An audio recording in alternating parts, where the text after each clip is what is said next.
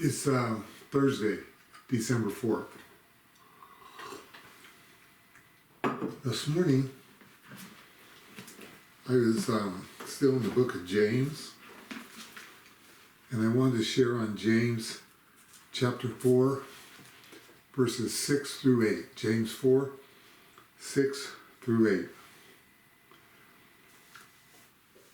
But he gives more grace. Therefore it says, God opposes the proud, but he gives grace to the humble. Submit yourselves therefore to God.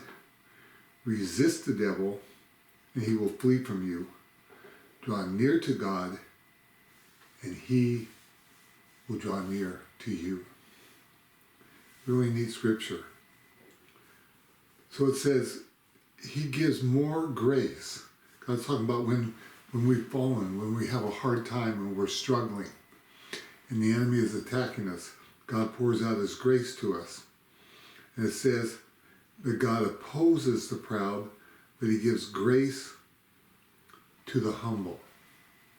The man who doesn't think he has to submit to God, the man who won't bring himself to God, the man who tries to fight the battle on his own, many times that's the religious person. Person that thinks, hey, I'm good enough. I can do this. I can be a good Christian. The man who thinks he can do it in his own strength, that's a proud man. The man who thinks, well, you know what? I'm going to deal with the devil because I go to church every Sunday.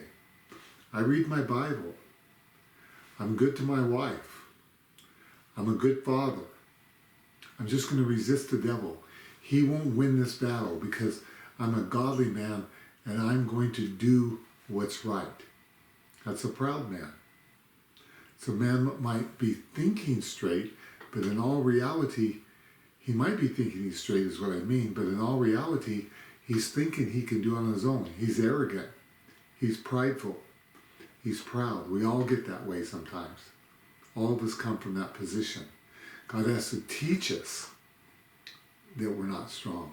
God has to teach us that we need him.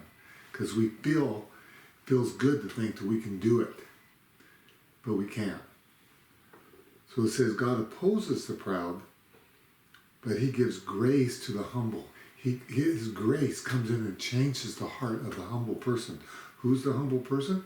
The person that knows he needs God. The person that says, I can't do it on my own. I have to have God. And so what does that man do? It says, submit yourselves therefore to God. He comes and submits himself. Now the word submit means to be obedient. And so the man who comes and submits himself, he is obedient, but it means more than that. He submits himself. It's a man or a woman that brings himself to God. God, here I am. I submit myself to you. I give you all that I have. I present myself to you. I submit myself to you. That man will obey God, but it's more than just obeying God. It's submitting your whole life to him. Lord, I am yours.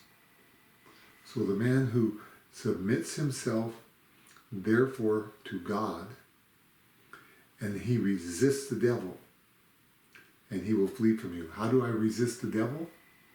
By submitting my life to God, by coming close to God, by going, God, I'm yours. You know what?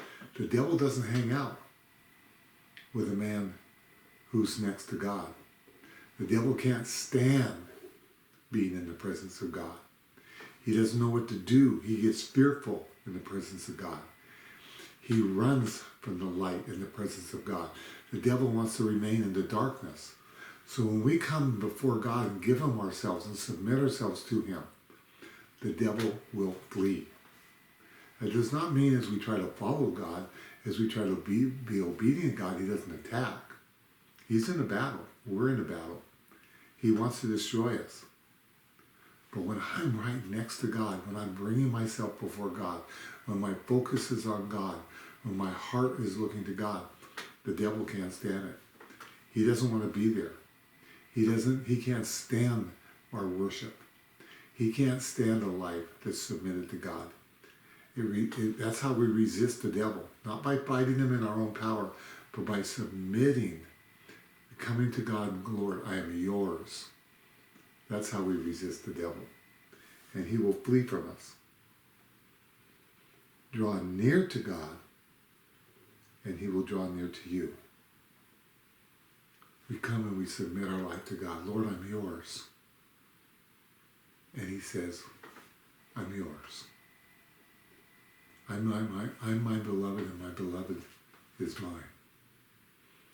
God looks at our life. He gave his whole life for us. He died on the cross in our place. And if we'll simply come and accept that and go, Lord, I'm yours. I desperately need you. He gives us himself. If he would die for us when we are yet sinners, think how close he draws to those who come to him, who want to flee from their sin, who want to be forgiven from their sins. If we will draw near to him, James says, he will draw near to us. That's my prayer, is that we become a people who, instead of trying to fight the devil, we draw near to God, and the devil will flee.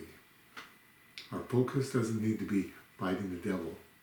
Our focus needs to be getting to know God, bringing ourselves to God, basking in the love of God, enjoying the presence of God, listening to God, dwelling with him, and the devil will flee.